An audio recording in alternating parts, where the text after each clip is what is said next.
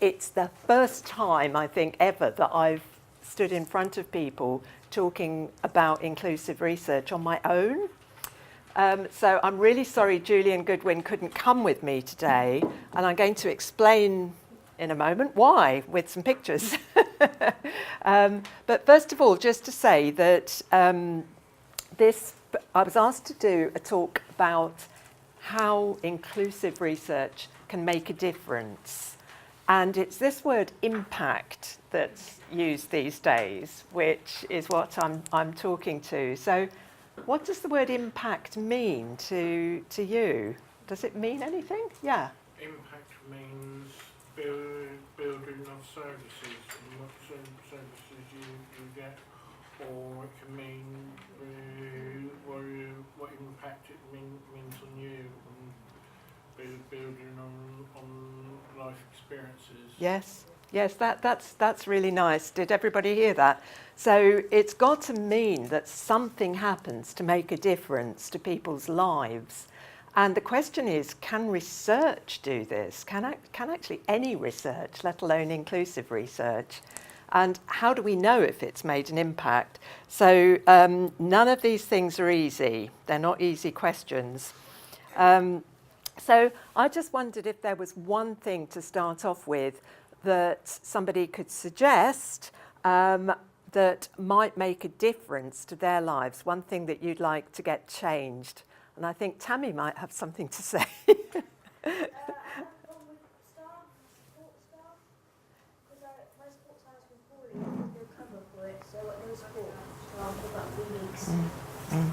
Which is a really difficult situation to be in. So it's that sort of direct kind of practical thing that's going to make a difference to your life, Tammy. So thanks for that example.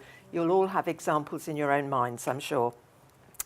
Okay, so this is just a couple of slides from Julian. And Julian Goodwin is a man with learning disabilities who's worked for us at Nora Fry Centre for about 15 years now, a long while, on a part-time basis. And his job is to help us make information easier so that we can kind of tell people about research in ways that they can understand. Because actually, if you can't understand the research, it's not going to have any impact. And that's not just about people with learning disabilities, it's about everybody. Anyway, so this is Julian, and he talked about his life and his work as well in a recent talk in Malta. And he lives in Weston-super-Mare.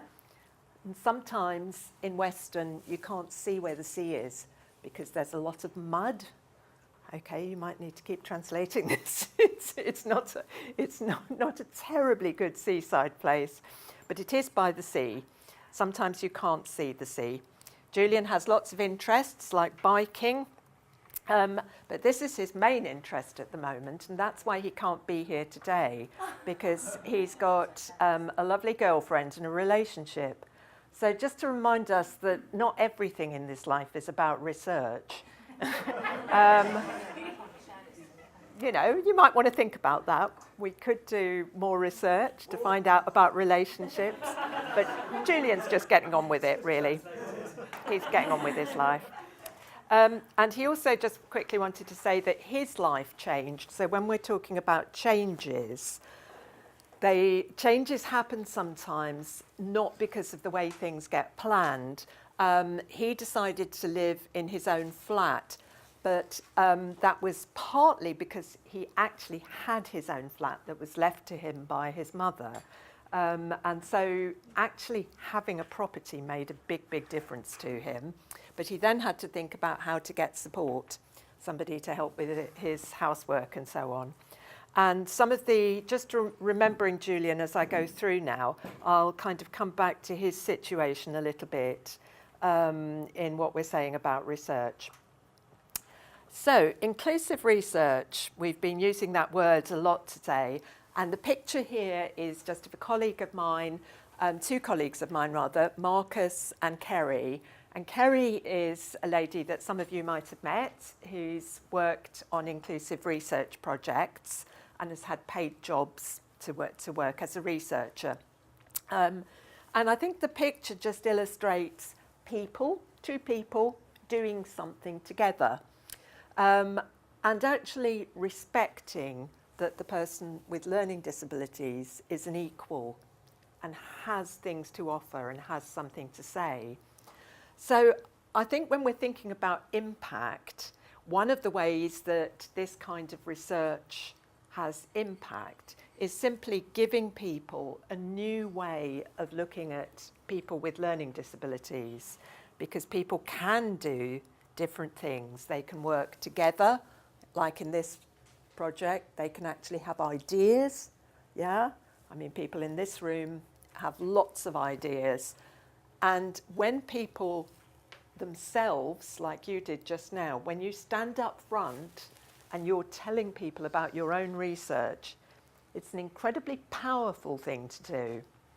And I think some of the impact that we have with inclusive research is simply about doing it, and actually for people to see that they could be working in more inclusive ways with people in lots of different sectors. I was asked to look back at some of the research that I've been involved in, partly because I was doing that for a recent article that I wrote in the British Journal of Learning Disabilities, and trying to think about how research that we've been involved in with people with learning disabilities, whether it actually has had an impact, I'll keep using that word, whether it's had an impact over the years. And it's quite hard, actually, to track those things. So the first thing, sorry, these go off the end on this system. Never mind. So the first thing to say is that research can have an impact on how people do things. And I was just talking with Kerry about how, wasn't I? The way things get done. And we sometimes call those practices, or in fact social practices. It's a posh word.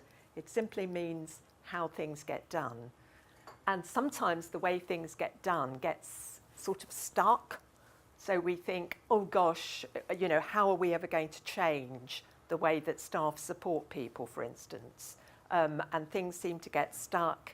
And actually, sometimes they can get quite abusive, so staff can actually harm the people that they're working with. So these are the nasty facts, aren't they? The bad things. So Kerry is saying there, this is Kerry and this is Lisa, who worked on a project called Skills for Support. And Kerry is saying in the past, people often got bossed about. And I think on the DVD, she says, actually, they still do. And we wanted to make sure people get better types of support. So it's very, there's a lot in common with the research that we heard about from Norway. Okay, so just very quickly to show you some of the things that we did on that project. This was in about 2005, we must have done this survey. And when we do research inclusively, it doesn't have to be just about a particular way of working. We can use numbers, as you guys did. We can use surveys and questionnaires. And actually, Kerry in particular liked doing this way of working. So we sent out a questionnaire to people with learning disabilities who had a direct payment. Okay, so they didn't just have a personal budget, they had the money to choose their own personal assistant. And we sent out the survey through direct payment support services at the time. And I'm just going to show you a tiny little bit about what came out of the survey. So these bars show different things that people did with their personal assistants. So in other words, the reason why they had support in the first place. And, who can guess what was most popular? That picture gives you a clue. Yeah. Going out. Going out was the biggest thing. Second biggest thing? What do you think? Yeah. Shopping. Yes, well done. That was third, actually. This one was help with money, which is sort of related. So when people have got money to manage themselves, they often needed a personal assistant to help them. And then that one was shopping. Well done. So that was the first thing we did. But after that, we went and made some videos in people's homes, just ordinary things that they were doing with their personal assistants. Wash off, but So give it a quick. I can just look on it and see what goes in the cupboards. Oh, okay. If I tell you what's on the list. Okay. Right, yogurts. Yes. Well, it's the mousses. The Do they count? mousses. Yeah, they do. Yeah. Okay. Peppers. Yeah, two and a half. Mushrooms. Yep, loads of mushrooms. Carrots. Yep. Cleaning stuff.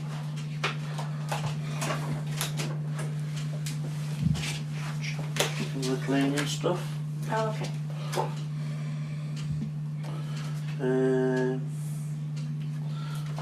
Bin bags, they're all in there. Cool. Yeah. Put the food in that cupboard.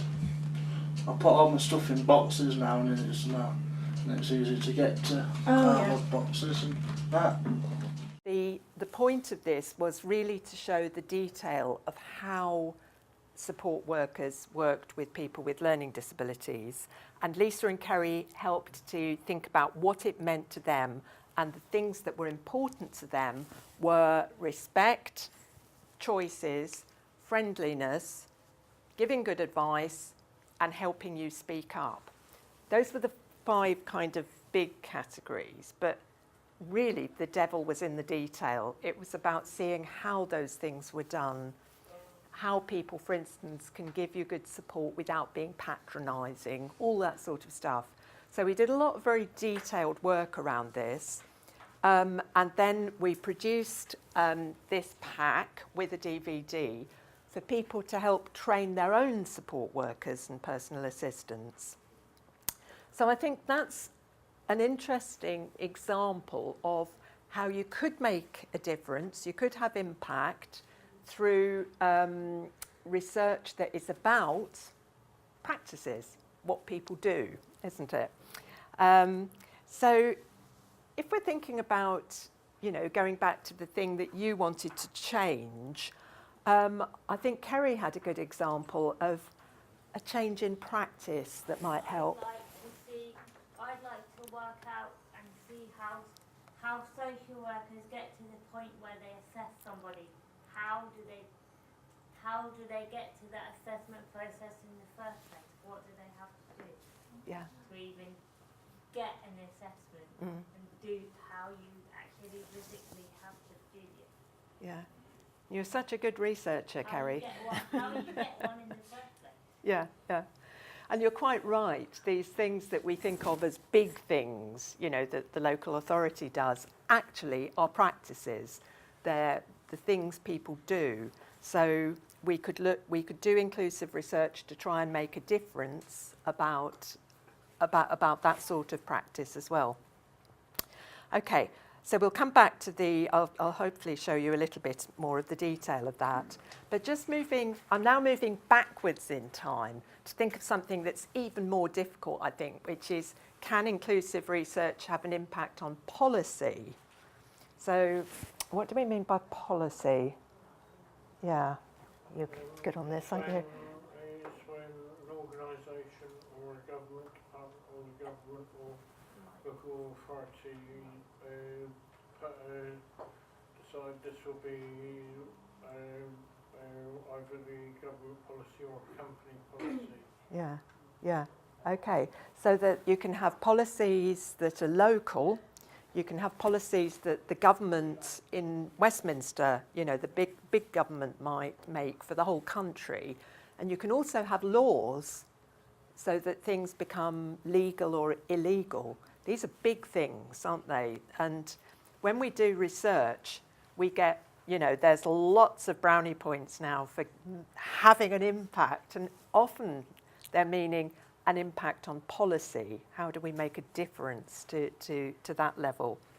So this was a project that took place in Swindon at a self-advocacy organisation.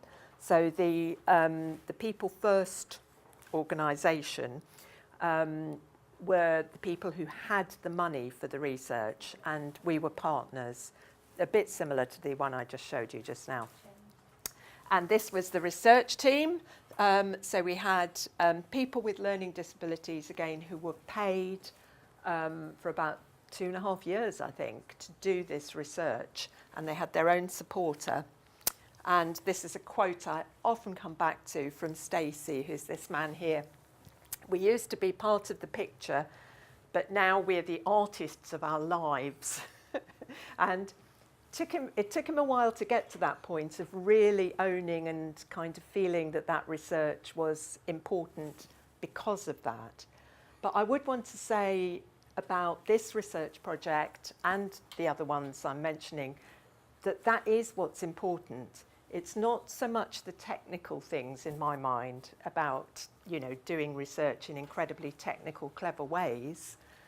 Actually, why this research is important is because of people's lives and because they're bringing those lives to the research. So I could say more about that if you want to later, but we were looking at direct payments in that project. So we looked at ways that we could increase the number of people with learning disabilities at that time who had direct payments.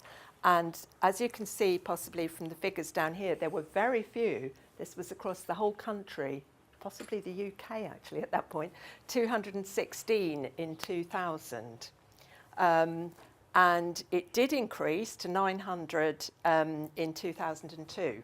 So you could say, job done.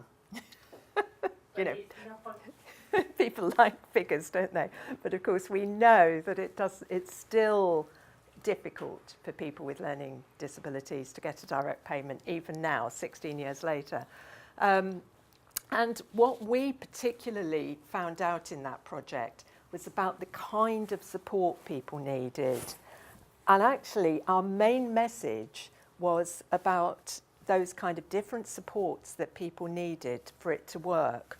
And we called our final report A Journey to Independence, because it was a journey where you could make stops along the journey and get the support that you needed if you wanted it. And, you know, I still look back at that and think, well, actually, that's still what we're saying now. However, the however is, did it make a difference? Did it have an impact? And I would say one of my answers to this is that things can't always be planned. And however much you try to have an impact, sometimes things happen that are really unexpected.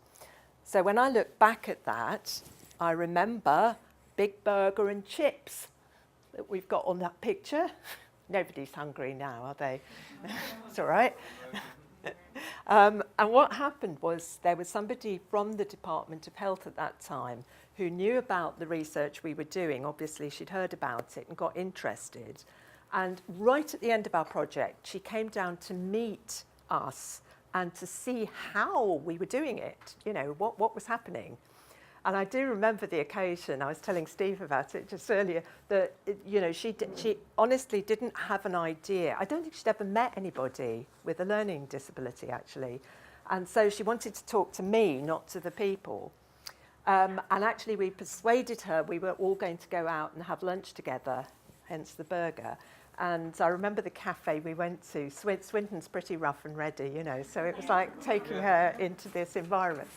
And she was so taken, though, with the fact that people with learning disabilities could speak up and tell her things, that actually that had an influence then on what happened within the Valuing People research projects. And there was a whole group of people with learning disabilities who were commissioned to really monitor the research projects and to form their own inclusive research group. And they wrote a report called Let Me In, I'm a Researcher. Some of you might have come across. So it became part of the way things are done. Let's think about inclusive research. And actually, our project probably had more impact on that than on direct payments, I would say. And in some ways, the things that happened almost ran counter to what we'd said, which was people need support. Anyway, I just wanted to mention in there very quickly our ongoing project, which is a very large project called Getting Things Changed, and moving up, if you like, from the direct payment scene. We're thinking, as in part of that project, we're thinking about what user-driven commissioning could do.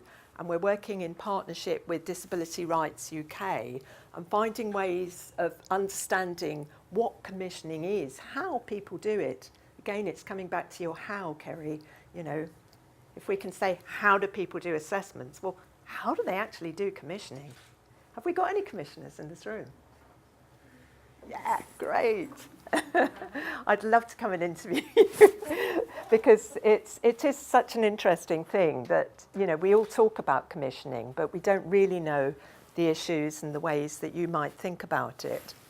And indeed then, what difference it would make to the actual practice of commissioning if we got disabled people really driving it forwards. So that's part of our new project, and it's a very big project which spans a whole lot of stuff. But going back then to, can this sort of research make an impact on policy? I just wondered if this is the really difficult question, really. Is there any way in which changes to law or policy could actually make a difference to people's lives? And I mean, anybody can answer that. Have you got an example? I think we just about came to an example when we were chatting at the table just now, but go on, why don't you try? Happy examples. Ways you could make people with disabilities, impact on people with disabilities lives, as if they've got, if there was more authorities to get them back into work and paid work for a few hours. Yes. And that, so they can feel valued, and they can look ahead and say, I'm not Yeah. you, or I want to do this and that. Good one.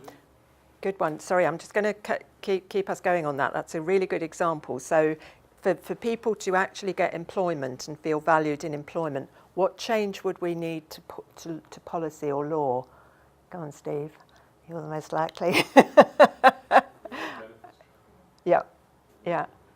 And how do we tackle that? So we've got to go right to the top, haven't we, and think about what the politicians need to do to make that difference.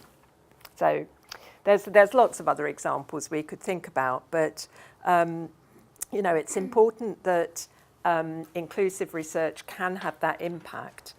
So I'm just going to finish up by kind of broadening the field a little bit, because research can be inclusive in lots of different ways. And sometimes the research that has really had an impact might be research that we've started off in non-inclusive ways, you know, just with academic researchers doing it.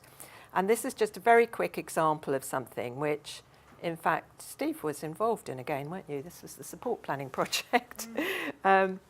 So some people in England have a personal budget, yeah.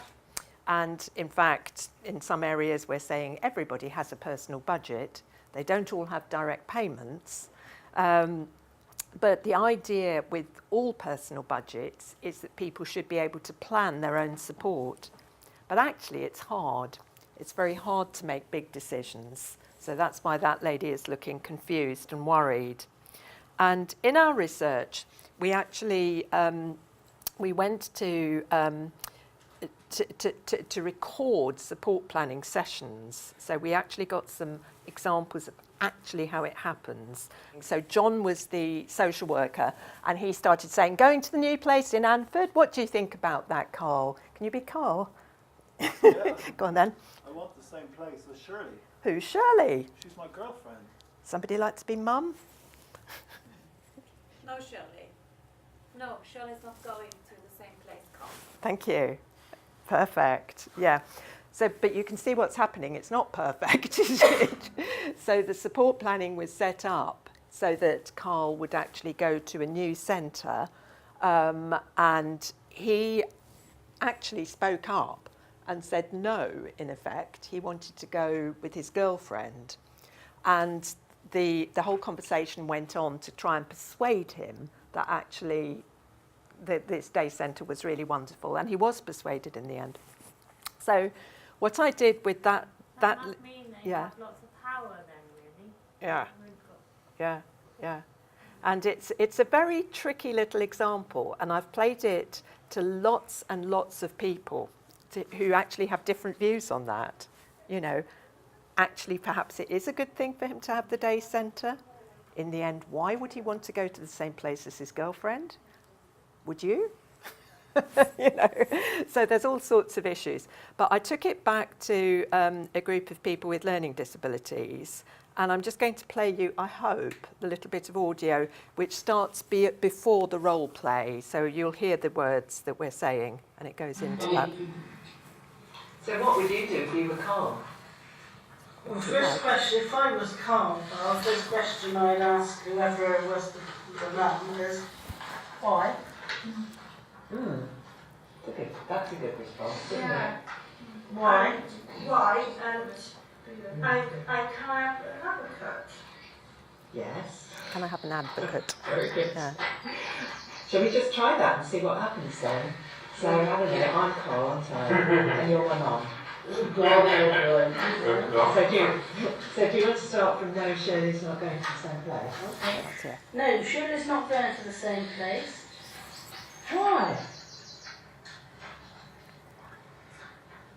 Why? I don't know, Carl. Shall we ask Shirley ourselves? But Shirley's not here. We could perhaps phone Shirley's carers and ask them why. Okay, so you can see the kind of thing we were doing.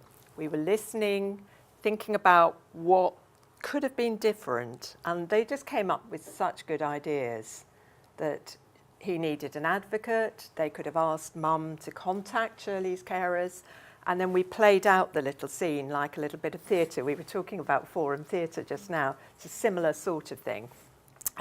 And then as a result of that, and I'm going to end on this one, we made a DVD to actually help people speak up in their support plan, and we distributed that around direct payment schemes. So some of this hopefully made a difference as well. I think we've already spoken about this, Jenny. Mark's going somewhere else, isn't he? I would like to go to the same place as Mark. Do you think it might be a good idea if we get Mark and you and me and maybe your advocate to have a big talk about that and sort of maybe explore what could possibly, what could happen with that and whether it would be good for all of you? Because there might be lots of issues that come up with sharing a space every day. Yeah. Do you think that's a good idea? Yes. I think it'd be a really good idea. It would help me, because I may not want to go there every day. I might want to do something different. Yeah, maybe a couple of times a week. Yeah. That's something we can all talk about maybe. That sounds a really good idea. Good. The having choice and control, I would say, is all about relationships. And what we've been thinking about more recently is about how people can make good decisions together. So it's not just about being independent and doing everything by yourself. It can be about really having that relationship with other people, and that's what matters to a lot of folk, to all of us probably. And so sometimes when you do research and you write about it and talk to other people about it, you can get across messages like that which really change the way people think about things. And that's the final and probably the deepest sort of impact that I'd like to mention.